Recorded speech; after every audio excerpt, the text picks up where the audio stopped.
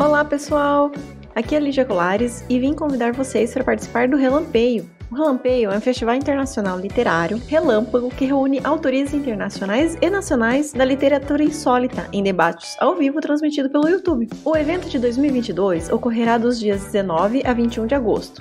Já temos confirmadas a presença de Charlie Jane Anders, Brandon Sanderson, Felipe Castilho, Eric Novello, entre muitos outros. E tudo gratuito, trilingue e com tradução simultânea. Você pode saber mais no nosso site www.relampeio.com.br e nas nossas redes sociais. Anota aí na agenda, de 19 a 21 de agosto. Encontro vocês lá. E é feito de tinta acrílica, né? Orgânica. Tudo muito orgânico, muito natureza. E não pode tocar, tá? Don't touch, it's art.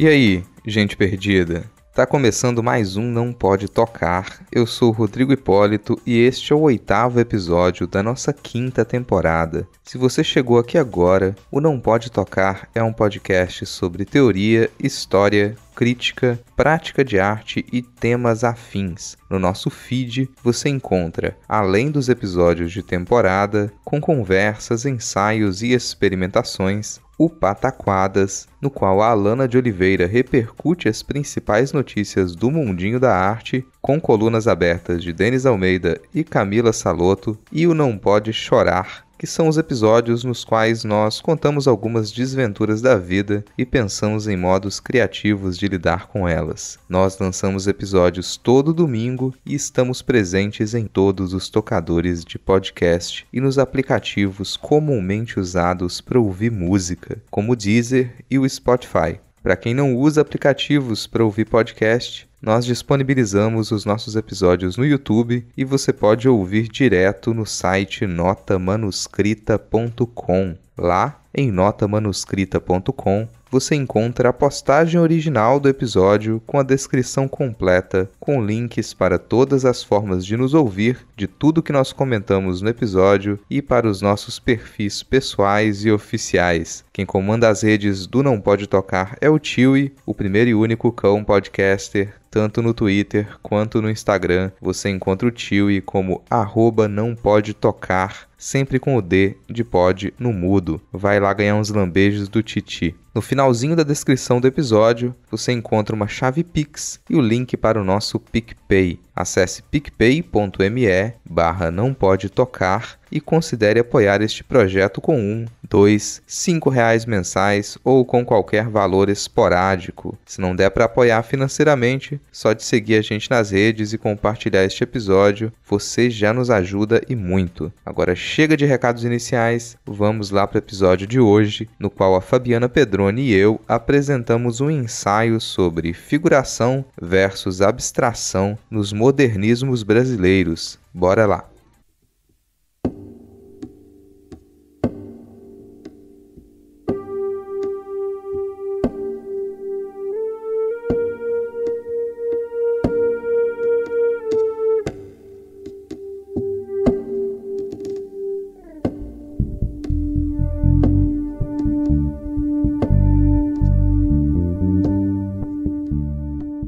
Como disse Paulo Venâncio Filho, o meio da arte no Brasil sofre de um mal crônico. Não sabe se existe ou se não existe. Nossa ideia de modernismo na arte está, quase sempre, baseada numa relação direta entre modernidade e modernização. É bom já ressaltar que essa relação se mostra bem mais evidente quando a gente fala do caso europeu. Processos de industrialização presentes no cotidiano, aceleração dos meios de transporte e meios de comunicação, crescimento das metrópoles, avanços científicos e educacionais e certas movimentações políticas de reestruturação dos estados aconteceram na Europa em conjunto com o surgimento e a queda das vanguardas históricas. Futurismo, cubismo, suprematismo, Neoplasticismo, construtivismo, expressionismo, dadaísmo e surrealismo foram vanguardas que respiraram essas décadas de consequências da modernização.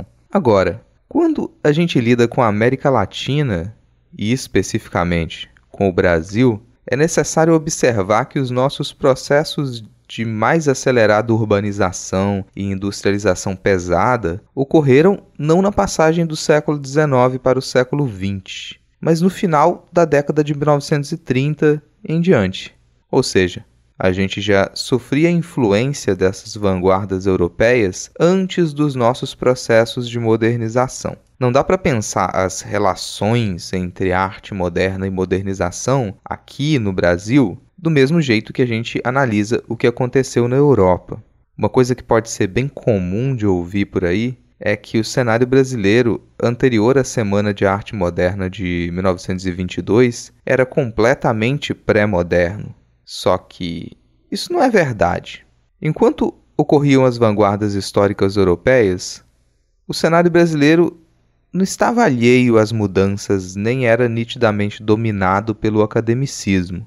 Porém, diferente da luta anti-institucional verificada na França, nossa academia, nossos salões, colecionadores, mecenas, críticos de arte e Estado forte relacionavam-se positivamente com o surgimento de linguagens autônomas nas artes plásticas e na literatura.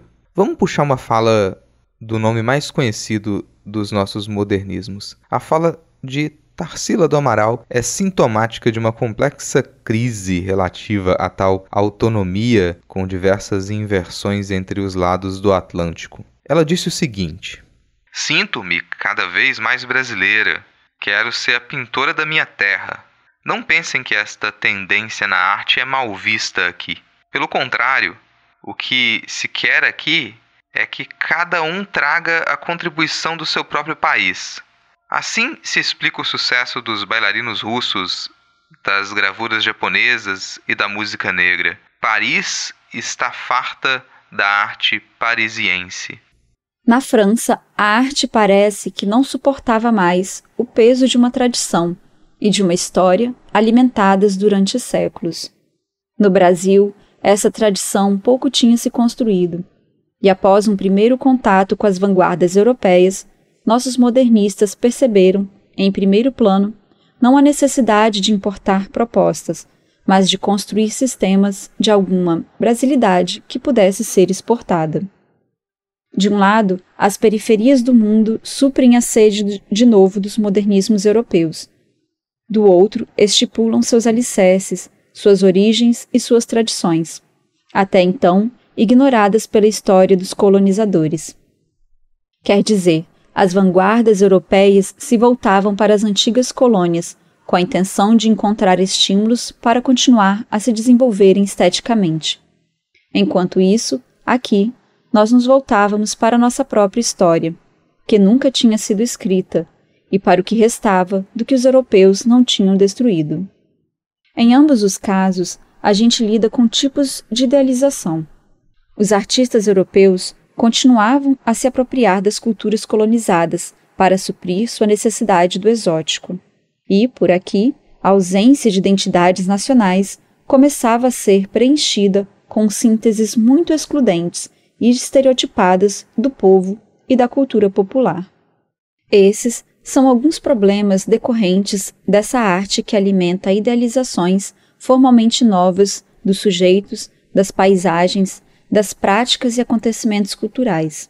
Esses problemas ficam ainda mais evidentes na disputa entre figurativistas e abstracionistas, ocorrida durante quase toda a década de 1940 e boa parte da década seguinte.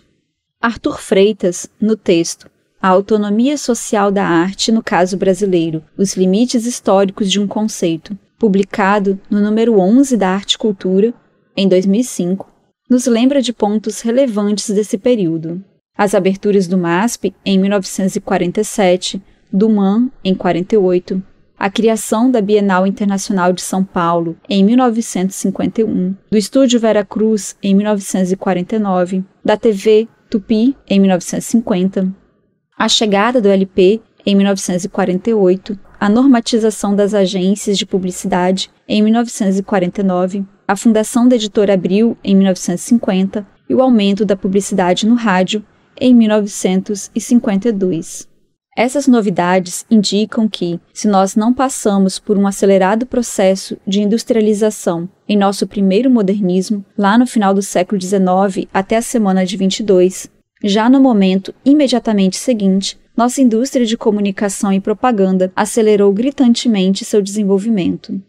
Nesse cenário, os concretistas pensavam numa arte que fosse mais adequada à situação de crescimento, que pudesse apresentar princípios universais, distanciados da Europa, que estava devastada pela guerra, e que fossem mais aproximados da abstração criticamente bem sustentada dos Estados Unidos. Certo. Vamos com calma para entender melhor essa última afirmação. Com algumas margens bem generosas, a gente pode estabelecer alguns momentos ou etapas para os modernismos brasileiros. As pessoas desavisadas, é sempre bom lembrar que cronologias e etapas históricas não são forjadas em adamantium e tampouco são naturais. A gente organiza alguns fenômenos, documentos e acontecimentos para tentar entender a lógica dos eventos. Só isso. Então, volta ao que eu disse antes, dá para separar algumas etapas dos modernismos brasileiros.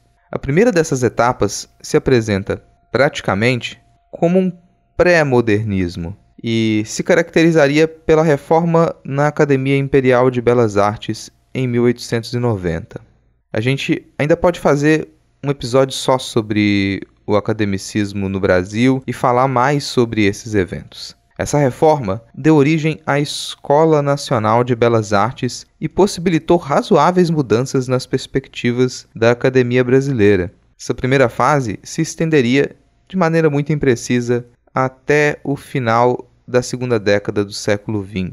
Mas, como eu disse, não dá para colocar essa fase apenas como pré-modernista. A gente tem muitas mudanças que aconteceram nesse período. Pergunta: o que caracterizaria essa primeira etapa como parte do nosso modernismo? Resposta: as viagens ao exterior, a livre participação no Salão Nacional de Belas Artes, quer dizer, não só quem cursava a academia poderia participar do salão, mas também artistas de fora da academia. A gente coloca também nessa conta o reconhecimento de uma crítica de arte historicista, além da força de publicações como a Revista Ilustrada, e esses elementos permitiram, naquelas décadas, a evidenciação de discussões formais, estilísticas, ideológicas e institucionais condizentes com as ânsias de um país ainda destituído de direcionamentos políticos e culturais evidentes. A segunda etapa seria marcada pelas movimentações decorrentes em torno de dois eventos bem conhecidos: a Semana de Arte Moderna Paulista, de 1922, e a Semana de Arte Moderna de Belo Horizonte, de 1944. Quer dizer, se a primeira etapa iria da reforma da Academia Imperial em 1890 até a Semana de 22, essa segunda etapa iria da Semana de 22 até a Semana de 44. No caso do primeiro ponto, não deve ser esquecida a exposição individual de Anita Malfatti, de 1917, e a pesada condenação das novidades modernas por parte de Monteiro Lobato. Entram na conta da Semana de 22 também a ascensão dos escritores Oswald e Mário de Andrade e o crescimento das requisições políticas de cunho nacionalista, vigentes antes, durante e após a Primeira Guerra Mundial. As pinturas, esculturas e projetos apresentados por Anita Malfatti, de Cavalcante, Vicente do Rego Monteiro, Zina Aita, Fernac, Ian de Almeida Prado, John Graz, Brecheret, Idelgardo Leão, Wilhelm Harburg, Antônio Moya e Georg Pserenbel, no hall do Teatro Municipal de São Paulo, caracterizavam-se, sumariamente, como trabalhos de vertente pós-impressionista. Quer dizer, não se tratava de trabalhos explicitamente vinculados a alguma vanguarda histórica europeia, mas para além das preocupações formais, esse grupo de artistas se destacava, primeiramente, por se organizarem em torno de requisições. A exigência de liberdade e reconhecimento do valor de variadas pesquisas estéticas, o direcionamento para uma arte com forte representação nacional e as preocupações com novos modos de expressão que fossem condizentes com uma nação diversa daquela idealizada no século XIX. Foram qualidades que pautaram os caminhos e a recepção crítica desse primeiro evento.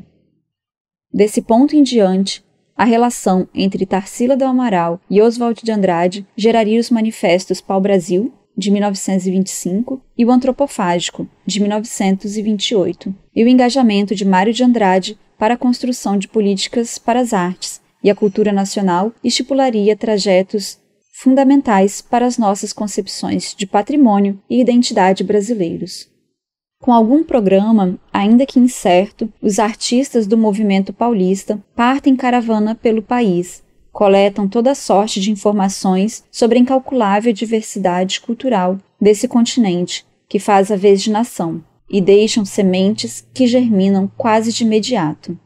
A revista, de 1925, com as palavras de Carlos Drummond de Andrade, Emílio Moura, Pedro Nava, Martins de Almeida e João Afonso, e o Salão Bar Brasil, de 1936, são embriões do modernismo em Minas Gerais e brotamentos necessários para que houvesse uma Semana de Arte Moderna de Belo Horizonte. Tudo bem, a Semana de Arte Moderna de BH não é tão conhecida assim, mas ela foi importante e é por isso que a gente pode deixá-la como um marco para o fim de uma etapa dos nossos modernismos. Condizente com a política do então prefeito de BH, o Juscelino Kubitschek, que, por sua vez, era condizente com a política do então ministro Capanema, de Getúlio Vargas, a Semana de Arte Moderna de Belo Horizonte, de 1944, contou com mostra de 140 obras no Edifício Mariana e fóruns e conferências sobre o modernismo brasileiro no Salão da Biblioteca Pública. Das muitas diferenças entre a semana de 1922 e a de 1944, a gente pode ressaltar a integração desse acontecimento no planejamento público do Juscelino Kubitschek, o qual contou com a abertura do Instituto de Belas Artes, posterior Escola Guinhar, a construção do complexo da Pampulha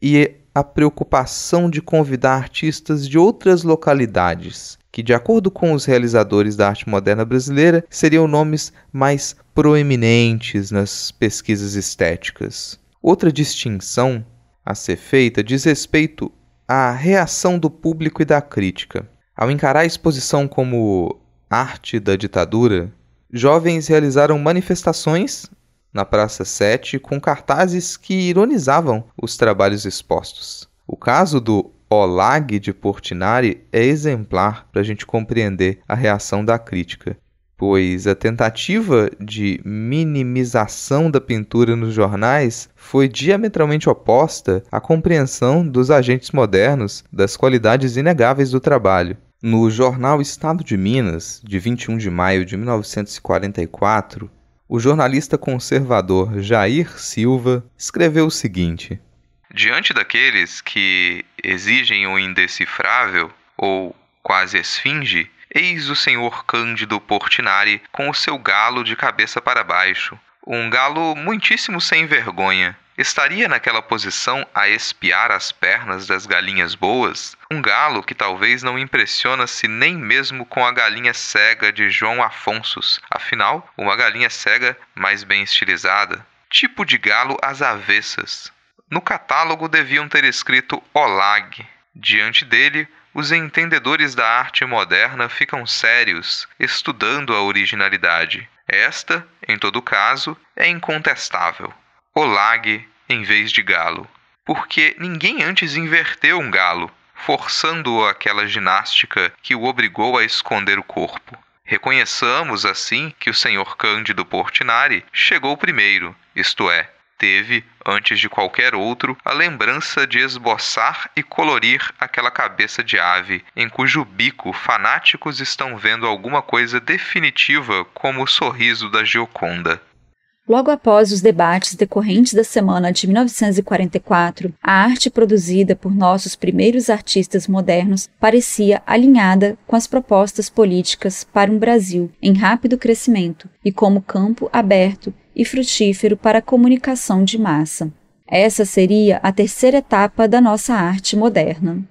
Nessa terceira etapa, a gente encontra o momento de mais intensa disputa entre figuração e abstração. Não que essa disputa não existisse antes, é só que, tem um evento de escala global que marcou bastante a história entre 1939 e 1945, não é? Daqui a pouco a gente fala diretamente dessa disputa. Para fechar essa parte do episódio, vamos apontar onde se encerraria essa e a quarta e última fase do nosso modernismo. Durante o correr dos anos seguintes, ao fim da Segunda Guerra Mundial, ocorre o aumento do mecenato industrial, a abertura dos primeiros grandes museus nacionais, o surgimento de nossas primeiras redes de telecomunicação, a exigência de formação midiaticamente polivalente dos profissionais da arte e, com a Bienal Internacional de São Paulo, de 1951, e a premiação da unidade tripartida de Max Bill, acontece o fechamento da disputa entre abstracionistas e figurativistas. A vitória parecia ter ficado com os abstracionistas, e um sinal disso foi o estabelecimento das bases do nosso concretismo, da nossa primeira vanguarda brasileira, nos construtivistas russos e nas intenções funcionalistas da Bauhaus. O estabelecimento do concretismo como nossa primeira e grande vanguarda, a expansão das discussões sobre abstração na pintura e na escultura, o crescimento dos acervos de museus, o engajamento de artistas com posturas vanguardistas, a explícita separação entre arte academicista e arte moderna e o surgimento de grupos organizados em torno de ideias de futuro para a arte, como o Grupo Ruptura, em São Paulo, e o Grupo Frente, no Rio de Janeiro, marcam essa última etapa dos nossos modernismos. Depois disso, vem o surgimento do Manifesto Neoconcreto, a década de 1960, e faz mais sentido a gente falar em arte contemporânea. Mas fica o aviso que, dependendo de quais autores vocês consultam, tudo isso pode ser apresentado de modo diferente. Aí cabe a vocês uma boa variedade de fontes. Para o que a gente precisa, aqui, neste episódio, acho que está de bom tamanho. Agora, a gente dá esse passinho atrás, volta até a década de 1940 para falar sobre essa rinha entre abstracionistas e figurativistas.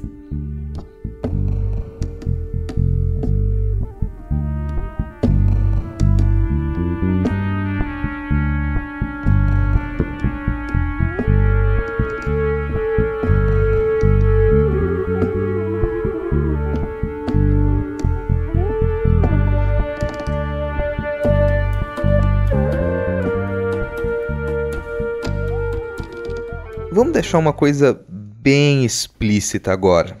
A briga entre figuração e abstração na arte moderna faz parte das disputas políticas globais da época. Então, se você acha chato quando as relações entre arte e política são colocadas na mesa, sua vida deve ser bem complicada, pois toda e qualquer produção de arte em qualquer época está mergulhada em disputas políticas. Dito isso, vamos pensar no que acontecia no cenário das artes na França durante a década de 1940. A gente costuma estudar muito do cenário francês para falar de modernismos. Acontece que Paris era a capital mundial da arte. Boa parte das vanguardas históricas ou se desenvolveram lá ou se relacionaram diretamente com o que acontecia na França. Na Paris do final da Segunda Guerra Mundial, os artistas que permaneceram na cidade, principalmente os estrangeiros, como Picasso, eram considerados quase como heróis. A afirmação da força cultural francesa e a postura de artistas com relação não apenas à guerra, mas à política, passaram a ser uma exigência. Essa exigência de uma postura mais firme e nítida de artistas incluía a óbvia, histórica e fundamental oposição entre comunismo e fascismo. Quer dizer, muitos dos artistas modernos da França naquela época ou se filiaram ou estavam intimamente ligados com o Partido Comunista Francês. Em contrapartida, o Partido Comunista Francês estava muito interessado no tipo de representação cultural que deveria ser promovida pelos artistas modernos. E que tipo de representação seria essa? Seria uma representação de tradição realista. A ideia central era bem simples. A arte deve ser capaz de conversar com o povo, engajar, educar, evidenciar os atritos de classe, ser compreensível e cada vez menos elitizada. Nesse sentido, o que os críticos do Partido Comunista Francês compreendiam como realista eram imagens figurativas. Do outro lado, o que era considerado elitizado e alienante eram as imagens abstratas.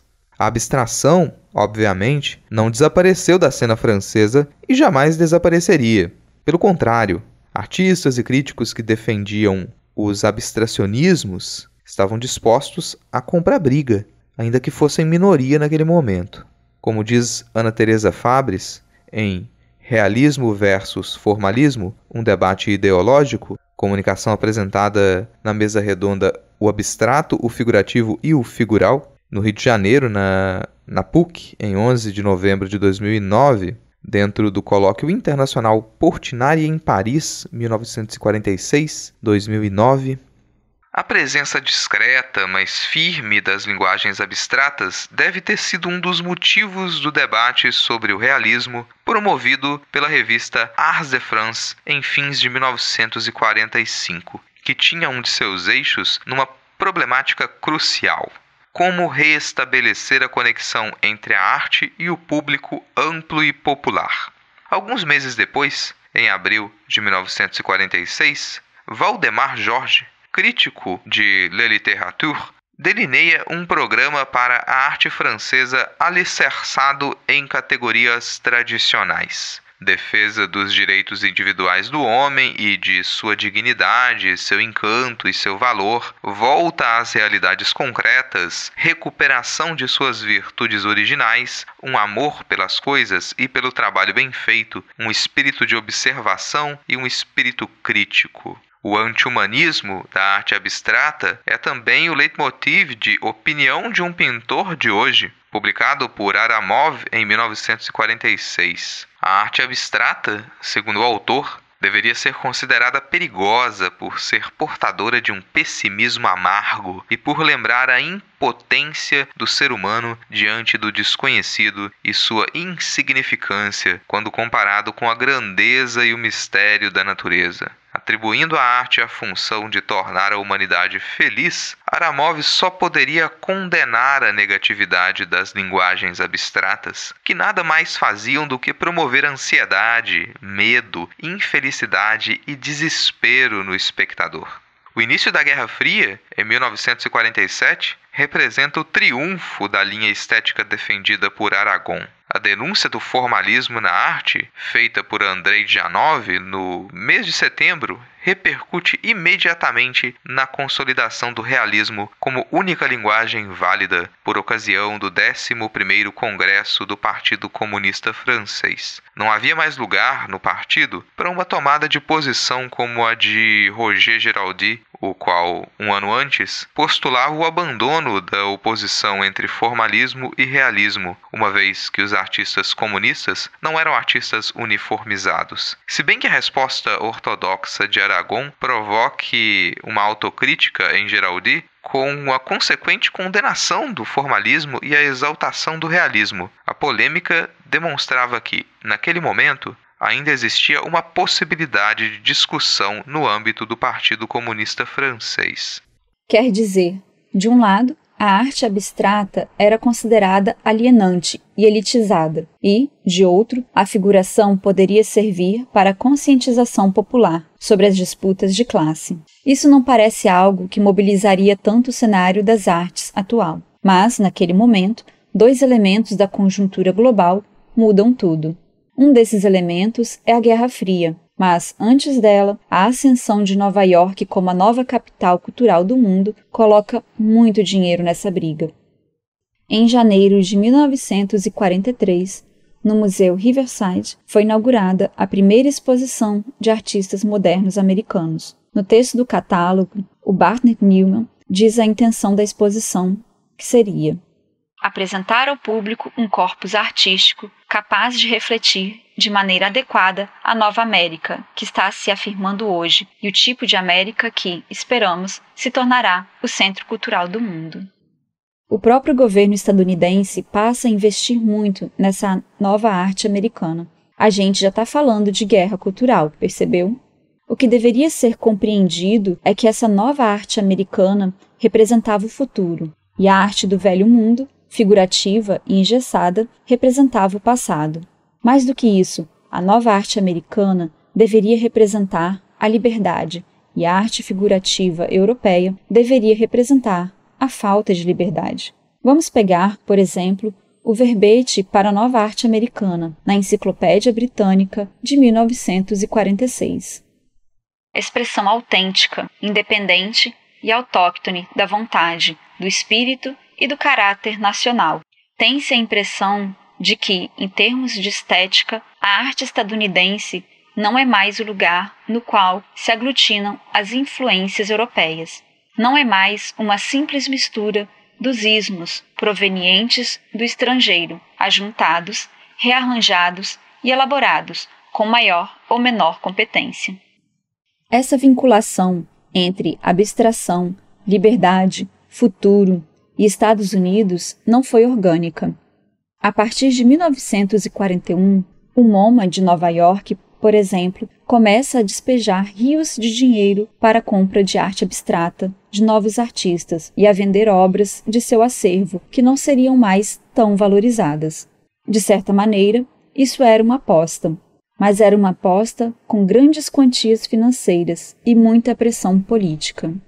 Vamos pegar, por exemplo, a declaração do presidente dos Estados Unidos, Dwight Eisenhower, feita mais ou menos uma década depois dessas disputas, ou seja, após a vitória cultural dos abstracionistas. Ele diz o seguinte: até quando os artistas tiverem a liberdade de experimentar emoções com a maior intensidade, até quando nossos artistas forem livres para criar com sinceridade e convicção, haverá um debate salutar e um progresso nas artes. Não é o que ocorre num regime tirânico, no qual os artistas são transformados em escravos e instrumentos únicos do Estado. Quando os artistas se tornam os principais propagandistas da causa, o progresso estanca, e a criação e o gênio são destruídos. Tem uma coisa que parece muito conspiração, mas não é. Até a CIA se envolveu na promoção da arte abstrata nos Estados Unidos. Para quem quer os nomes e referências, dá uma passada no texto da Ana Teresa Fabres, que está linkado na descrição deste episódio. O ponto aqui é que o grande interesse estadunidense em promover a abstração como símbolo de liberdade, democracia e futuro fazia frente à arte promovida pela União Soviética. O conhecido realismo russo, o realismo soviético, defendia praticamente o oposto formal da abstração. Não é à toa que os princípios desse realismo soviético recobrem aquela defesa da figuração que o Partido Comunista Francês passou a fazer. Em grande medida, se você fosse artista e quisesse fazer parte do centro da cena cultural moderna na década de 1940, você teria que tomar posição entre figuração e abstração. Daí que tomar essa posição podia significar, querendo ou não, escolher entre Estados Unidos e União Soviética, entre capitalismo e comunismo. Certo, vocês já sabem quem venceu essa disputa. Afinal, o expressionismo abstrato vai despontar e dominar os valores do mercado e da crítica de arte até o final da década de 1950. E o minimalismo parece que nunca vai nos abandonar. Mas tem um lugar onde essa discussão aconteceu de um modo meio diferente. E esse lugar é aqui, no Brasil. Aqui, apesar da forte vinculação que muitos artistas do nosso modernismo tinham com a militância política, as problemáticas eram outras. a gente estava bem mais preocupado em encontrar formas de expressão mais condizentes com a variedade brasileira. Ainda se falava muito em brasilidade e Rio e São Paulo ainda não eram os centros reconhecidos do modernismo cultural. Um crítico da época, o Rubem Navarra, defendia que a exploração da nossa natureza e das representações do nosso povo ainda não haviam sido corretamente empreendidas na arte brasileira. Isso significa que ele defendia a figuração. Mais do que isso, ele parecia detestar a abstração. No catálogo da Exposição dos Pintores Cearenses Antônio Bandeira, Inimar, Raimundo Feitosa, Jean-Pierre Chablos, de 1945, o Rubem Navarra diz o seguinte: de que vale quebrarmos a cabeça com procuras abstratas e intelectualizadas de uma pintura blasé, quando nem exploramos ainda a plástica viva da nossa gente? Para destruir o academismo ou o cerebralismo, basta olhar o povo brasileiro. O clima aqui no Brasil ia ficar um pouco mais pesado do que isso. E quem pesou o clima foi, em grande medida, o crítico francês chamado Léon Degas. O Degas veio para o Brasil depois de ter tido problemas com o Partido Comunista Francês, do qual ele fazia parte. Acontece que o Degas era um ferrenho defensor das vertentes abstratas na arte. E pelo que a gente comentou agora há pouco, dá para imaginar que o pessoal do Partido Comunista Francês não ficava muito feliz com ele. No final da década de 1940, o Léon Degas vem para o Brasil para ser curador da mostra Do Figurativismo ao Abstracionismo, que foi aberta no Museu de Arte Moderna do Rio em março de 1949. Ainda em 1948, o Degas realizou 4 palestras para explicar o abstracionismo aos brasileiros. Essas palestras deixaram muita gente irritada, em especial uma figura que já era muito engajada na luta por uma arte figurativa dentro dos princípios do Partido Comunista, o Di Cavalcanti. O Di Cavalcanti ficou tão irritado, não apenas com as palestras do Degas, que ele fez questão de responder com um artigo em jornal. Mas ele se irrita porque percebe que tem críticos levando a abstração a sério. Como comentário à palestra Os Mitos do Modernismo, proferida pelo Di Cavalcanti no MASP, naquele mesmo ano, o crítico Luiz Martins tinha escrito o seguinte: e, então, para que as massas os sintam, os artistas farão concessões. E de concessão em concessão, chegaremos à horrorosa arte hoje praticada compulsoriamente na Rússia soviética, coisa que não passa de cartaz, apologia política, propaganda, ênfase dialética, meeting plástico, tudo, menos a arte verdadeira. E isso é, transformaremos um problema de educação das massas num princípio de estética. No comentário do Di Cavalcanti, a gente pode dizer que ele não se preocupou em ser ameno. O artista classificou outros artistas, como Paul Klee, Mondrian, Kandinsky e Calder, como sujeitos que, abre aspas, constroem um mundozinho ampliado, perdido em cada fragmento das coisas reais. São visões monstruosas de resíduos amebianos ou atômicos, revelados pelos microscópios de cérebros doentios. Fecha aspas.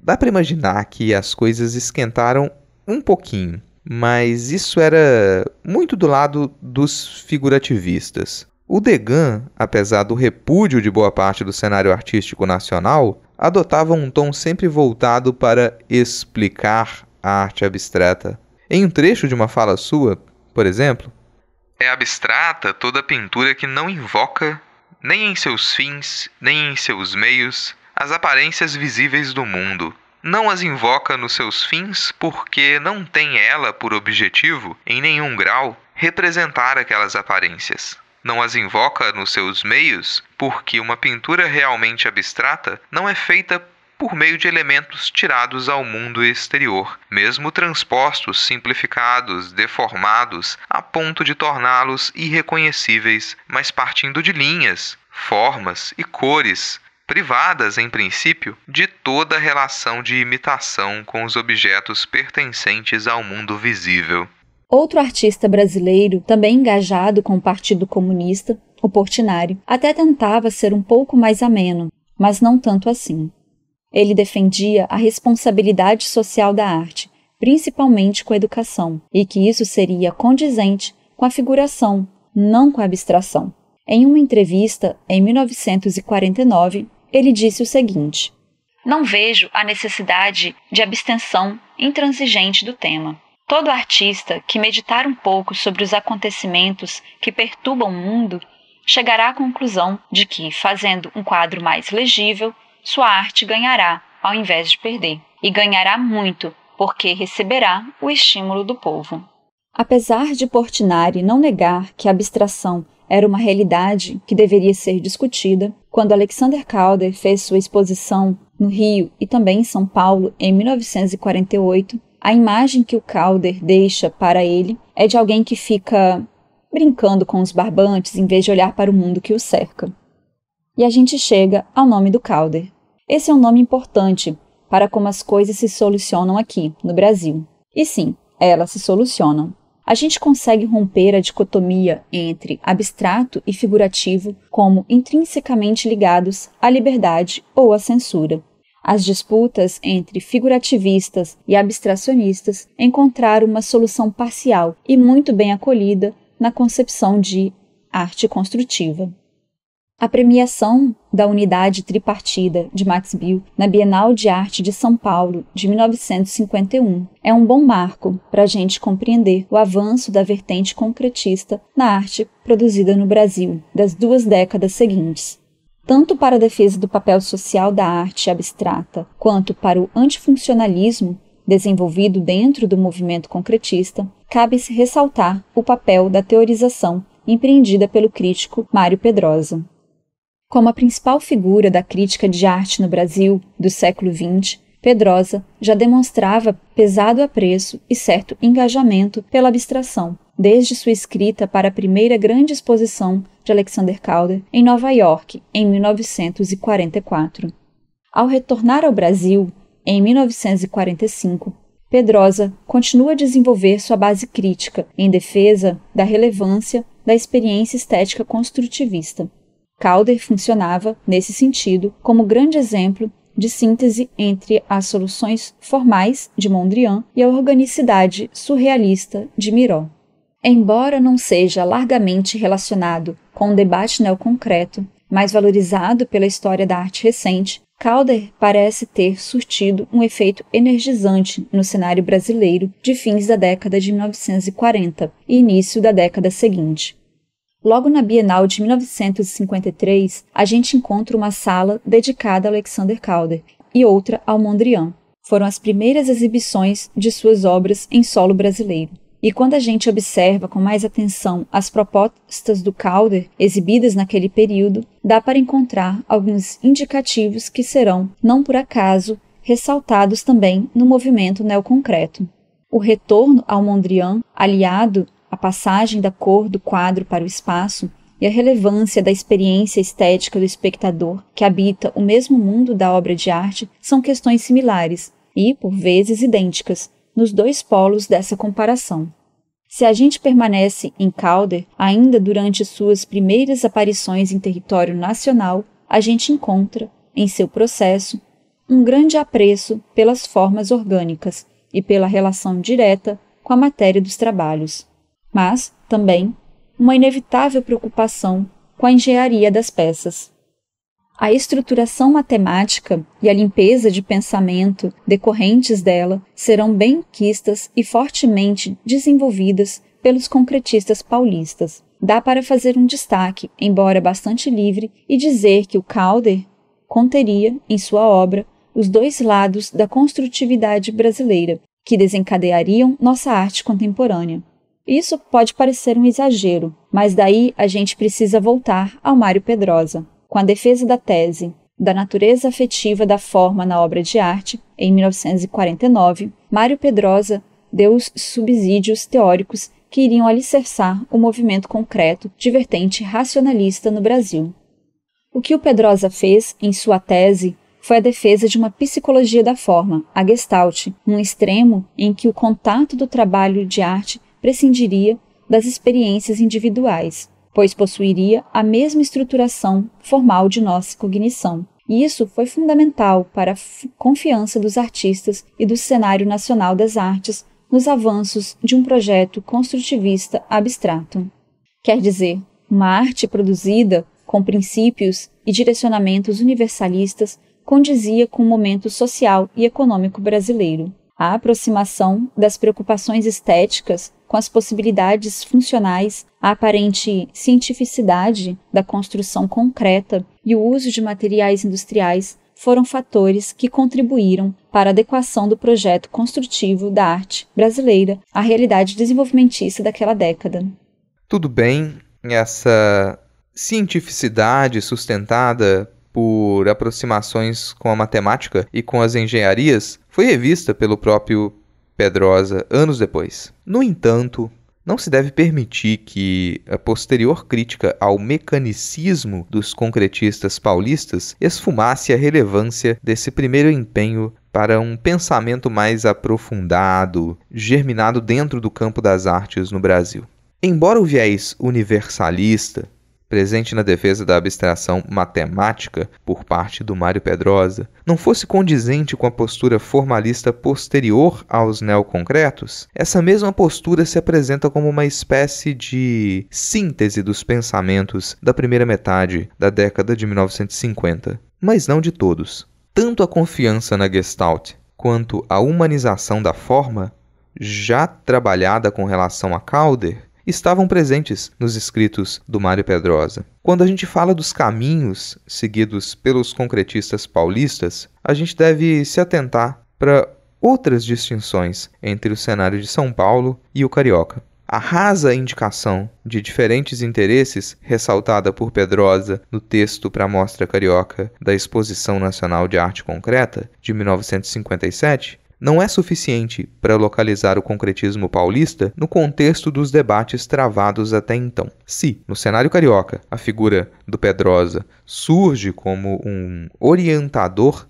e protetor dos jovens artistas, por ele usados como cobaias, em São Paulo, o crítico que ocuparia esse lugar, Sérgio Milliet, tinha despontado como uma voz ativa nas artes já na década de 1920. Ao contrário do Pedrosa, o Milliet não planta sementes nos jovens artistas, mas se preocupa mais com o trabalho de formação de instituições fortes, como o MAN São Paulo. Além disso, ele desenvolve uma carreira acadêmica na sociologia, em paralelo ao trabalho nos jornais e exposições. Já desde fins da década de 1940, muito do que é produzido pelos artistas concretos próximos do cenário carioca ilustra as teorias defendidas por Pedrosa, que reunia os interessados para debates e militava abertamente em prol da abstração construtivista. No correr dos anos 1950, muitos artistas abandonaram a figuração ou a abstração informal e abraçaram a abstração geométrica. Isso após contato com o Mário Pedrosa. Já em São Paulo, os artistas que aderiram à abstração geométrica seguiram a influência de Max Bill e posicionaram-se contra a figuração e a abstração lírica ou informal, a qual eles consideravam hedonista, produto do gosto gratuito que busca a mera exibição, como consta no Manifesto Ruptura. Essa postura não foi defendida pelo Sérgio Milliet, e a resposta do Valdemar Cordeiro, o líder dos concretistas paulistas, surge de pronto para encaixotá-lo na designação de crítico reacionário e anti-histórico. A relação entre os artistas concretistas e os críticos mais velhos nos dois cenários, apresentados pela história como antagônicos, nos indica diferenças estruturais. Mário Pedrosa não assinava qualquer manifesto, mas gerava, a partir da sua teorização sobre a Gestalt, um interesse e uma bandeira para os seus discípulos, enquanto Sérgio Milliet fazia o papel de produto vencido naquela experiente paisagem cultural paulista. Mas isso já é assunto para quando a gente for falar sobre a crise entre concretistas paulistas e cariocas. Em síntese, a disputa entre abstração e figuração no modernismo brasileiro se solucionou com a afirmação dos aspectos construtivos da abstração, liberados da relação entre abstração e escola de Nova York e ligados, desde sua origem, com a Bauhaus e o construtivismo, os concretistas brasileiros conseguiram afirmar os aspectos sociais da abstração.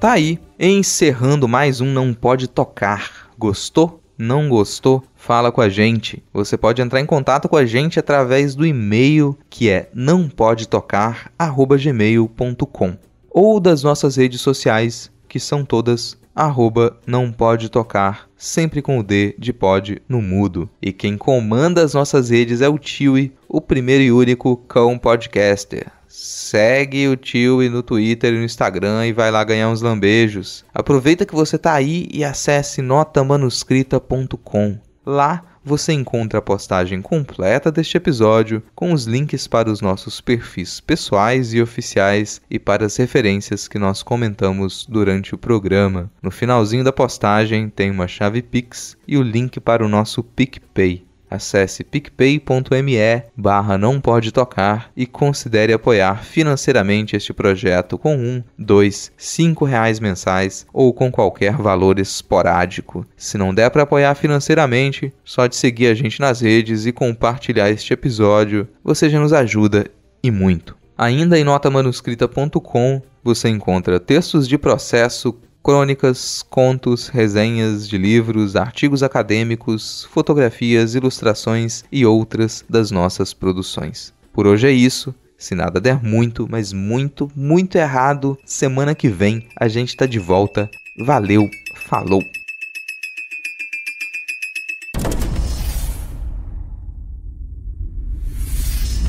Com capa, edição e diagramação profissionais e ainda receber R$500 de direitos autorais pelo texto, entre para o Escamba Clube e participe do Desafio Pindorama, uma parceria Leitor Cabuloso, Escambau Editora e Pindorama Podcast. Acesse escambau.org/desafio Pindorama.